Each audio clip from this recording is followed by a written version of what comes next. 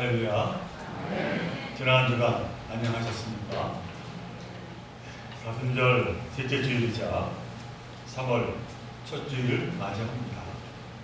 지난 2월 한 달을 지켜주시고 또 이렇게 3월을 선물로 허락하신 하나님께 마음을 다해 감사함으로 예배드리는 여러분들의 삶 속에 하나님의 크신 은총이 충만하시기를 간절히 축원드립니다. 우리가 잘 알고 있듯이 시작의 말씀은 마태복음으로부터 시작됩니다. 그런데 그 마태복음 말씀 가운데 4장을 보면 예수님의 공생애를 시작하시기 전에 광야에서 마귀로부터 3가지의 시험을 겪는 이야기가 나옵니다. 그 첫째가 돌들로 떡덩이가 되게 하라 라고 하는 시험입니다. 그리고 두 번째가 성전 꼭대기에서 뛰어내리라 라고 하는 시험. 그리고 세 번째는 천하를 다 주겠으니 마귀인 나에게 경배하라 라고 하는 시험이었습니다. 이 같은 시험에 관한 말씀은 이처럼 마태복음을 비롯해서 마가복음에도 그리고 누가복음에도 다 나오는데, 이는 그만큼 마귀의 시험은 너무나도 중요한 의미를 담고 있기 때문입니다. 그리고 그 의미란 이 3가지 시험을 통해서 예수님이 바로 하나님의 아들이심을 증명한다라고 하는 사실입니다.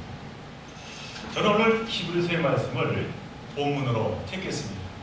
자, 그런데 오늘 본문의 말씀을 좀 더 쉽게 우리가 알기 위해서 선 이해가 필요한데, 특별히 예수님이 마귀에게 겪으신 두 번째 시험에 먼저 주목을 해보고자 합니다. 예수님이 공생애를 시작하시기에 광야에서 마귀에게 받으신 두 번째 시험에서 마귀는 이 예수님을 거룩한 도성으로 데리고 가서 성전 꼭대기에 세웁니다. 그리고 예수님께 말합니다. 마태복음 4장 6절 전반부의 말씀입니다. 이르되 내가 만일 하나님의 아들이거든 뛰어내리라. 그런 이후 마귀는 구약성경인 시편 91편 11절로 12절의 말씀을 인용해서 이어서 또 말합니다. 그가 너를 위하여 그의 사자들을 명하시니 그들이 손으로 너를 받들어 발이 돌에 부딪히지 않게 하리로다 하였느니라 하는 말씀을 이어서 합니다. 그러니까 마귀는 예수님에게 네가 만일 하나님의 아들이면 높은 꼭대기에서 뛰어내려도 천사들이 다치지 않도록 받들어 주지 않겠느냐, 그렇게 유혹을 한 것이죠. 그러자 예수님은 이 같은 마귀의 시험에 대하여 또 다른 구약성경 신명기 6장 16절을 인용하면서 말씀을 하며 그 시험을 이겨내십니다. 예수께서 이르시되 또 기록되었으되 주 너의 하나님을 시험하지 말라 하였느니라 하시니, 한마디로 예수님은 사탄 마귀가 감히 하나님을 시험하려는 것이냐, 그렇게 크게 나무셨다라고 하는 말씀입니다. 자, 여러분은 이 마귀의 이 같은 시험을 어떻게 생각하십니까? 왜 하필 마귀는 예수님께 거룩한 성전 꼭대기에서 뛰어내리라고 그렇게 유혹을 했을까요? 더군다나 마귀는 시편 말씀을 인용합니다. 꽤 유식한 마귀입니다. 그리고 어찌 보면 이 마귀의 제안이 너무나도 그럴듯합니다.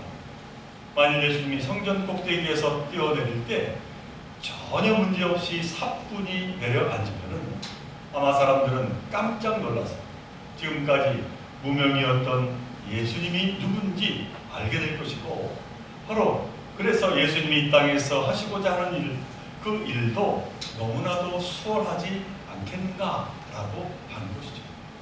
그러니 용기를 내어서 한번 뛰어내려서 사람들의 탄성을 자아내게 하고, 과연 저분은 하나님의 아들이구나 라고 하는 소리를 들으라, 그렇게 마귀가 유혹을 한 것입니다.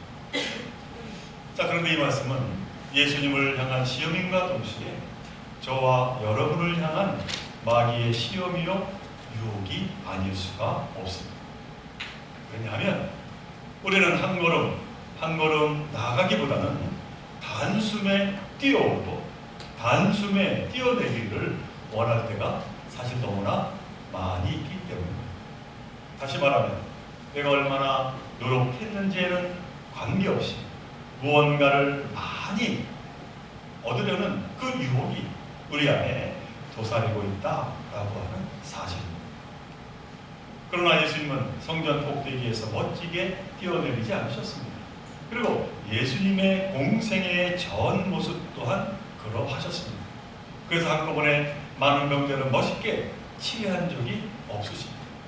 가능하면 한 사람 한 사람을 살피셨습니다. 그리고 한 사람 한 사람을 궁일이 여기셨습니다. 근데 마귀의 이 두 번째 시험은 단지 바로 그때 이례적인 시험만이 아니었습니다. 예수님이 십자가에 달리실 그때까지 계속해서 따라다닌 시험이었던 것입니다. 그 단적인 예로 마태복음 27장 40절에서 사람들은 십자가에 달리신 예수를 보며 이렇게 조롱을 합니다. 네가 만일 하나님의 아들이거든 자기를 구원하고 내려오라. 그러니까 십자가에서 고통받지 말고 너가 하나님의 아들이니 그냥 거기에서 내려오라. 그렇게 조롱을 한 것이죠. 그러나 예수님이 걸어가신 그 길은 손쉽게 영광에 오르는 그 같은 길이 아님을 보여주고 계십니다. 예수님이 보이신 진정한 기적은 고통을 이기며 고난을 이기며 십자가를 짊어지는 것이요 영광을 위한 인내와 고난이라고 하는 대가를 철저히 치르는 바로 거기에 있었다라고 하는 것입니다. 그래서 예수님은 십자가에 못 박힌 그 고통의 현장 속에서도 이렇게 기도를 올려드립니다. 누가복음 23장 34절의 말씀, 아버지여 저희를 사하여 주옵소서. 자기가 하는 것을 알지 못함이니이다. 예수님은 대제사장의 앞들과 빌라도의 법정 앞에서 온갖 조롱과 모욕을 참으셨고 그리고 끝내 고통의 십자가를 지시고 그럼에도 불구하고 그들을 용서하셨다라고 하는 말씀입니다. 아니 왜 하나님의 아들이신 예수님은 그토록 참기만 하셨습니까? 이는 혹시 힘이 없어서 그래 할 수 없이 참으신 것은 아닐까 혹시 그렇게 생각해 볼 수도 있습니다. 그리고 정말로 힘이 없어 어쩔 수 없이 참으셨다면 그 참음은 인내가 아니라 굴욕일 것입니다. 그런 예수님의 참음은 그 같은 굴욕적인 참음이 아니었음을 바로 오늘 히브리서 본문은 분명하게 이야기하고 있습니다. 오늘 본문 2절 중반부의 말씀입니다. 그는 자기 앞에 놓여있는 기쁨을 내다보고서 부끄러움을 마음에 두지 않으시고 십자가를 참으셨습니다. 그렇게 말씀하고 있는 것이죠. 그러니까 예수님은 힘이 없어서 할 수 없이 참으신 것이 아니라 당신 앞에 놓여있는 진정한 기쁨을 위해서 고난의 십자가를 지셨다라고 말씀하고 있는 겁니다. 자, 그렇다면 그분 앞에 놓여있는 그 기쁨이란 과연 무엇을 말하는 것일까요? 그 기쁨이란 바로 부활의 기쁨이었습니다. 죄와 사망을 이기신 승리의 기쁨입니다. 그리고 이는 예수님의 십자가 죽음으로 낙심하고 좌절한 그 제자들에게 안겨줄 참 기쁨이요 참 소망이었다라고 하는 것이죠. 그리고 이처럼 모욕과 조롱을 참으신 예수님에게는 또 다른 아주 중요한 이유가 하나 더 있었습니다. 오늘 본문 2절 후반부의 말씀입니다. 하나님의 보좌 우편에 앉으셨느니라 그렇게 말씀하고 있는 것이죠. 그러니까 예수님의 그 참으심으로 말미암아 하나님 아버지의 보좌 우편에 올라가 하늘 아버지의 권세를 갖게 되셨던 것입니다. 우리는 여기서 하늘의 놀라운 진리를 깨닫게 됩니다. 이 세상에서의 믿음의 승리란 인내, 곧 참음을 통해 이루어진다라고 하는 진실입니다. 예수님이 참음으로 부활을 이루어내시고 더 나아가 영광의 보좌에 앉게 되신 것처럼 말입니다.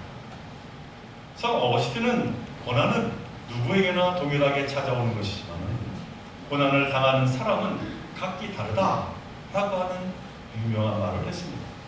이 말씀은 그러니까 똑같이 고난을 당하지만 그 고난을 어떻게 맞이하느냐에 따라 그 사람의 삶이 완전히 달라진다라고 하는 것이죠. 그리고 참 그리스도인이다, 자신이 처한 고난에서 하나님의 뜻을 찾고 그 고난을 승화시키는 자가 바로 그리스도인이라고 말하고 있는 겁니다. 참으로 그리스도인의 진정한 믿음은 그러므로 너무나 소중한 것입니다. 여러분 가운데도 백두산에 올라가 보신 분들이 계십니다. 일반적으로 해발 3,000m를 수목 한계선이라고 합니다. 여기 이르면은 매서운 바람 때문에 나무가 돋게 자라지 못하고 풀들도 제대로 자라지 못합니다. 그래서 이곳에서 드물게 자라는 나무는 바람을 등지고 마치 무릎을 꿇은 것처럼 다 구부러진 낮은 나무들이다라고 하는 것이죠. 그런데 놀라운 사실은 바로 이런 곳에서 자라는 나무들이 바로 명품 바이올린을 만드는 나무가 된다는 것이죠. 이처럼 고난은 누구에게나 동일하게 찾아오지만은 어떻게 받아들이며 맞이하느냐에 따라 그 의미는 너무나도 달라진다라고 하는 사실입니다. 그래서 시편 110편 시인은 71절에서 자신의 온갖 고난을 다 겪은 후에 이렇게 하나님께 고백을 드립니다. 고난을 당하는 것이 내게는 오히려 유익하게 되었습니다. 아니, 고난을 당한 것이 어떻게 유익한 것이 되었다는 것일까요? 왜냐하면 고난을 통해 하나님의 뜻과 그 말씀을 깨달아 알았기 때문이라는 것이죠. 자, 그렇다면 그 깨달은 하나님의 뜻과 말씀은 도대체 무엇이라는 것일까요? 오늘 히브리서 본문의 말씀의 결론이라 할 수 있는 12장 10절 중반에서 그 이유를 우리에게 분명하게 설명하고 계십니다. 오직 하나님이 우리의 유익을 위하여 그의 거룩하심에 참여하게 하시느니라 하는 말씀입니다. 이 말씀은 그러니까 하나님은 우리를 예수님처럼 하나님의 거룩한 보좌에 세우고자 고난과 시련을 주신다, 그렇게 말씀하고 있는 것이죠. 그러니 우리가 겪는 고난은 거룩한 고난이요 거룩한 시련이 된다라고 하는 것입니다. 그러므로 사랑하는 좋은교회 성도로서 받는 고난과 시련으로 힘든 시간을 보내지만 그로 인하여 믿음을 내려놓지 마시기를 바랍니다. 오히려 나를 위해 십자가에 달리신 그 예수님의 그 인내하심을 기억하시기를 바랍니다. 그리고 우리도 예수님처럼 모든 고난을 참고 이김으로 부활 승리의 기쁨을 누리게 됨을 확신하며 살아가시기를 바랍니다. 진정 부모가 비길 수 없는 하나님의 거룩한 보좌 앞에 서는 그 너무나도 소중한 자격을 이루어서 참 기쁨에 참여하는 저와 여러분들 모두가 되시기를 주님의 이름으로 간절히 축원을 드립니다. 함께 기도드립니다. 사랑의 하나님, 오늘 히브리서 통해서 우리에게 말씀합니다. 예수님의 십자가의 고난은 결코 무의미한 것이 아님을 말씀합니다. 십자가의 고난을 통해서 놀라운 부활의 역사가 이루어졌고 또한 하나님의 보좌에 오르는 놀라운 하나님의 그 섭리가 있었음을 말씀합니다. 그러므로 너희들도 때로는 고난에 처할지라도 그로 인하여 낙심하지 말고 좌절하지 말라 하십니다. 참으로 저희들 부족하지만 그러나 그 모든 것을 능히 참고 이김으로 부활 승리의 기쁨을 누리고 살아가는 저희들 또한 되게 하여 주옵소서. 무엇과 비길 수 없는 하나님의 거룩한 보좌 앞에 서는 그 소중한 자격을 이루어 참 기쁨에 참여하는 저희들 모두가 되게 하여 주옵소서. 이 모든 것 간절히 바라볼 때마다 우리 생명 되시는 예수 그리스도 이름으로 기도드리옵나이다.